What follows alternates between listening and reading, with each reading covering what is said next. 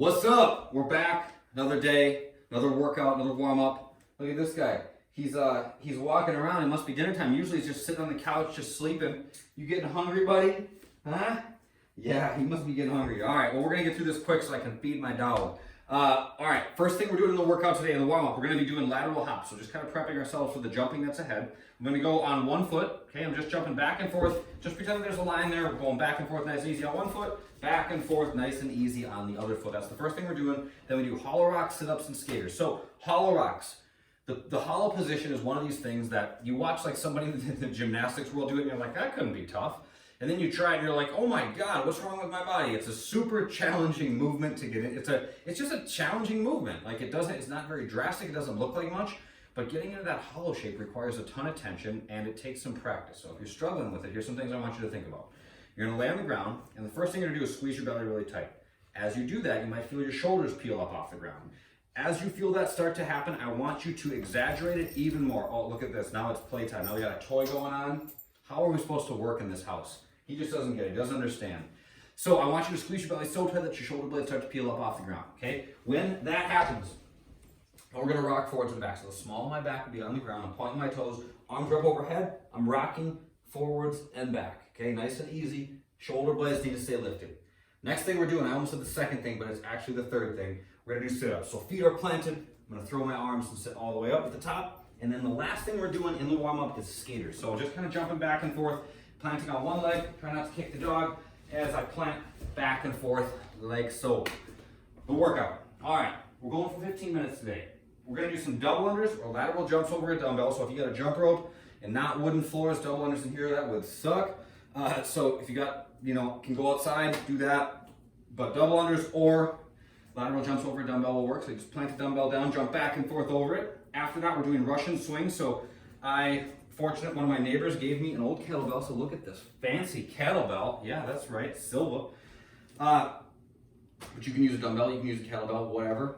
We're gonna hike it back between our legs and we're gonna swing to shoulder height. So at the top of the swing, it should look like this, okay? So I'm looking over my knuckles. My elbow is down below the top of my hand, okay? So I swing back, open my hips, and I'm looking over my knuckles.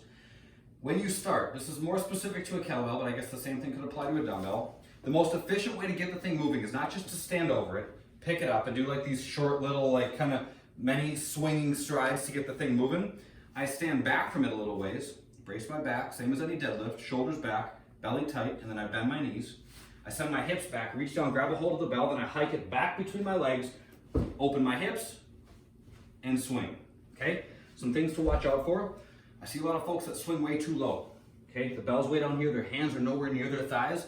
When I swing a kettlebell, my wrist is right on the inside of my thigh. That way when my hips open up, I'm pushing my thighs, which are pushing my wrists, which is pushing the bell up into the air. If there's no contact there, you're gonna be making it a lot harder on yourself. So make sure that the back of your swing, wrists are in contact with your thighs, open your hips, and the swing will happen automatically, all right?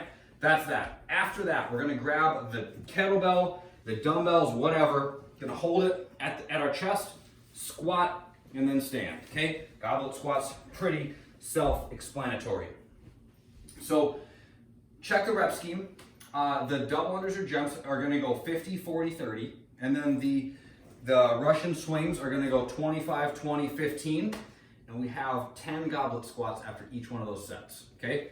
So you go 50, 25, 10, 40, 20, 10, and oh my goodness, I can't see the last part on the screen, 30, 15, 10, and then we rest for a minute, okay? So after the whole thing's done, you get to rest for a minute, but we repeat that all the way through for 15 minutes. Body weight's gonna be the same thing. Lateral jumps over a 6-inch target.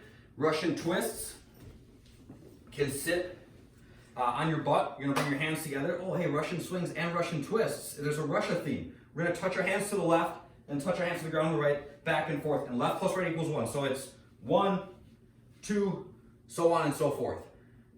15 squats instead of the 10 goblet squats. So a few more reps because we're not using weight.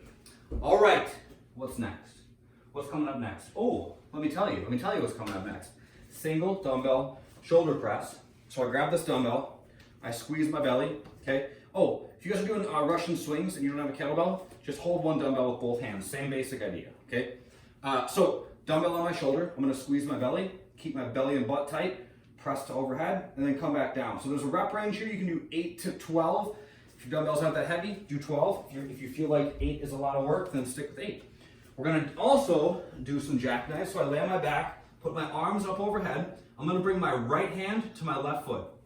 Okay, then I lay back down, left hand to my right foot. So it's 1, 2, that's the count.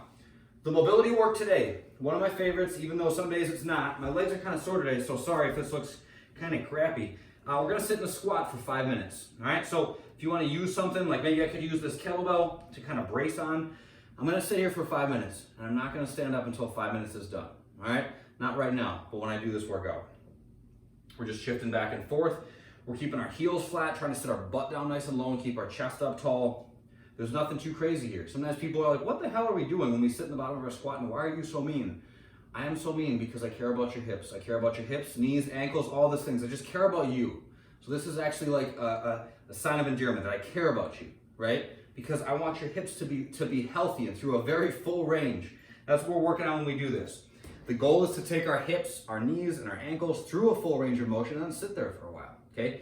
We oftentimes are kind of caught in this like purgatory where we're sitting in a chair and our hips never fully open, okay? And they never fully close. They're always just kind of in that mid-range. And it's a wonder why our hips are so tight all the time. So this is just a way, even if it's not super comfortable, to take our hips through full flexion. So closing them off all the way. That's it for today. That's all I got for you. From Peter and Chase, we're signing off. Peace. Have a good day.